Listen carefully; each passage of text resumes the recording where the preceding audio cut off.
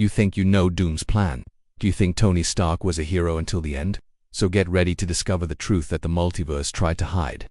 Welcome to Mr. Doom here. We reveal the dark side of creation. The sound of the world ceased when I sat on this throne. Not because the universe bowed to my presence, but because finally, for the first time in ages, everything made sense. My name doesn't matter as much as it used to. To many, I'm still remembered as Tony Stark. To others, I'm the visionary who saved the Earth. The billionaire genius who faced gods and titans with nothing but a sharp mind and steel in my chest. But now, the few who dare speak my name in whispers, do so in fear because they no longer see the man. They see Doomed on, and they are right. For a long time I believed that building armor, shields, towers, and ideas was enough. I thought that with enough technology we could tame chaos. I wanted to prevent wars, protect the future, prevent extinction. How naive. The multiverse doesn't need a protector. It needs a surgeon Simeon who understands the diseases that corrupt your veins, and is willing to cut out whatever it takes. That's how I realized all our efforts are palliatives aren't mutants, gods. They're all misplaced pieces on a board that's already broken. And when the board is cracked, you can't play anymore. You tear everything down and rebuild. I saw what was coming. Out there, at the edge of reality, echoes of the final collapse rumble on. Entire dimensions rot in silence. Timelines fold in on themselves. Alternate universes try to invade each other in search of stability, like ravenous creatures trying to devour one another to survive. This isn't just about this Earth anymore, or this galaxy. It's a battle of them. So I locked myself in this castle, not to hide, but to observe, study, calculate, and finally, act. What I'm about to do isn't destruction, it's single quotes as treatment, but, like all true healing, it involves pain and sacrifice. The plan is already in motion. I have quietly created what I will call Doomsday Protocol, an absolute, irreversible, definitive reset. A convergence point where all worlds, all versions of us, all variations of reality will collapse, and, under my hand, be reborn as own truth. But there's a problem, an obstacle that not even my intellect alone can overcome. Reality, to be reset, must first be fully understood, not theoretically, not by the laws of physics, but by the very creative essence that sustains the multiverse. And I found that essence. Franklin Richards, the name carries the weight of a cosmos. He's not just a kid. He's not just any mutant. It is a living language, the perfect codification between what exists and what can exist. He shapes universes like an artist shapes clay. He creates, erases, alters with the simplicity of a thought. And that's why, he's the only variable that's still beyond my control. But that will change. I won't confront him. That would be foolish. You don't face a god who hasn't yet understood that he is a god. You study it, you guide it, you transform it into an instrument. Franklin will not be my enemy. He will be my mirror. Through him I will understand what the Celestials never understood. Through him I will do what the living tribunal fears to do. Through it, I will shape the new existence, and when Doomsday is activated, there will be no confusion left, no pain, no past. Only a single perfect reality, where each element is where it should be, and in the center of it, I will be. Do you know the difference between power and control? Power is unstable, brute, unpredictable, but control. Control is art. It's when you understand every tiny variable of chaos and yet manage to govern it all with a simple gesture. Franklin Richards represents the exact opposite of this. He chows in the form of a child. He does not know the limits of his own existence because, for him, the limits have not been imposed. He is pure emotion, expanded to the point of distorting the laws that bind all other beings, and that's why he fascinates me. I've studied them all. The Celestials, the Beyonders, the gods themselves who whisper realities and create galaxies with forgotten words.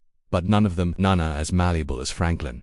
He does not master the power, and the worst thing, or better, is that not even he understands it. It's like handing a piano to the screams of the Big Bang and expecting it to play Mozart. But I'm different. I hear every note, and I intend to teach him which melody to play.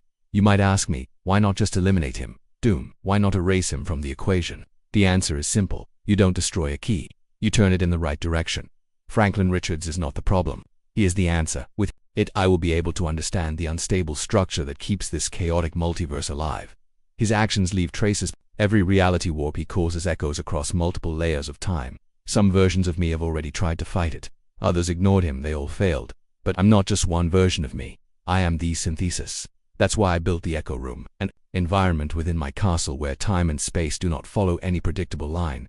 There I created stable replicas of every fragment of Franklin's energy, captured from patterns left after multiversal events. Every distortion he caused left a signature, and I collected them all. Imagine seeing a timeline where Earth never formed, another where the X-Men replaced the Avengers, one where Galactus kneels before a blonde boy with eyes glowing like supernovas. All these worlds were carved to be Franklin, Maybe unintentionally, but even chance follows patterns, and I'm the only one who can read them. The first phase of the plan has already begun. I sent energy specters to test the boy's limits. I saw how he reacts to the breakdown.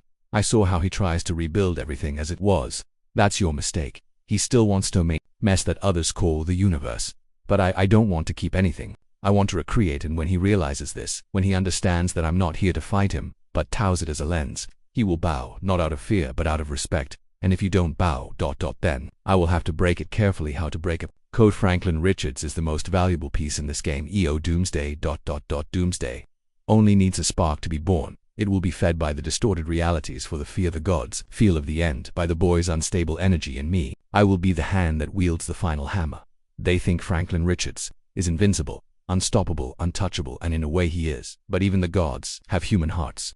Behind that power capable of shaping galaxies, there's a boy, a son, a being who still clings to feelings, bonds, memories, and that's where it breaks down. I studied more than your abilities. I studied your bonds. I saw how he looks at his parents as a reflection of good. I saw how afraid he was of disappointing. Read how he tried to imitate Susan. He bends himself to fit a mold that can never contain what he truly is. And this internal conflict is the key. Franklin lives in an existential dilemma. He wants to be a human among humans, but his cosmic DNA screams at him to stop pretending. And it is this tension that weakens him. He's not a villain. He doesn't want to hurt, but the world, the multiverse, is already bleeding because of him, even without his intention. So what do? I don't face him. I hear you. I created illusory projections based on your greatest fears. I had alternate versions of his parents screaming, blaming him for entire worlds that were torn apart because of him. I showed realities where he became a tyrant, a devourer of possibilities, a divine error that needed to be erased, and even if they were illusions, he cried.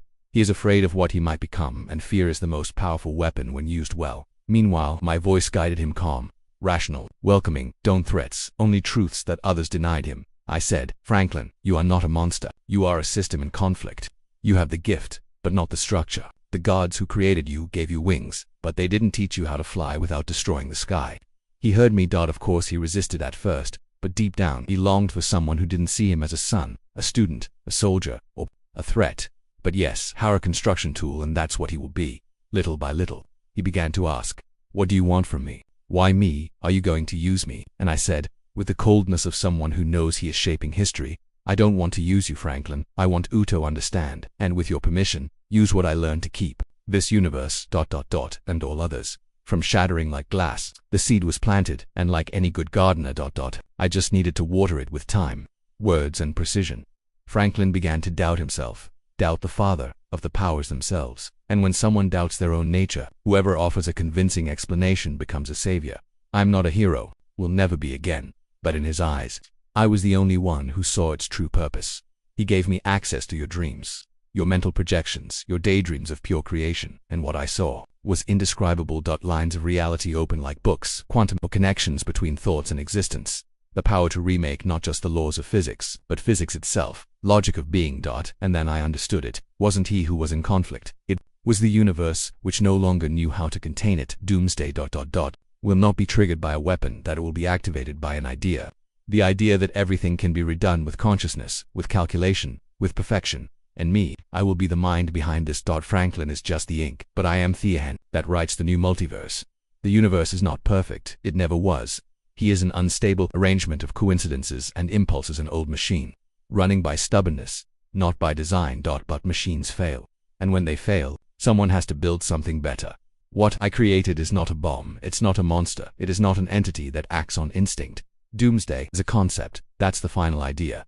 The thought that breaks all cycles and starts a new one. He was born here, in this castle. At the exact point where the magical and technological forces of my knowledge intersect like swords in an eternal duel. The foundations of the laboratory were bathed in particles extracted from collapsed realities, and his mental, the structure was forged with equations that not even the living tribunal dares to read. But that wasn't enough. The heart was missing, and that heart could only pulse with the energy of something pure, something impossible to replicate, something like Franklin. As he dreamed, as he revealed to me his fears, doubts, and imaginary worlds, I absorbed, not your strength, but your creative logic. The way he thought, the way he designed existence effortlessly became the central algorithm of Doomsday. Yes, that's right. Franklin Richards is the language and Doomsday is the code. The protocol was written using a database, built from the energy residues Franklin left in each universe he touched.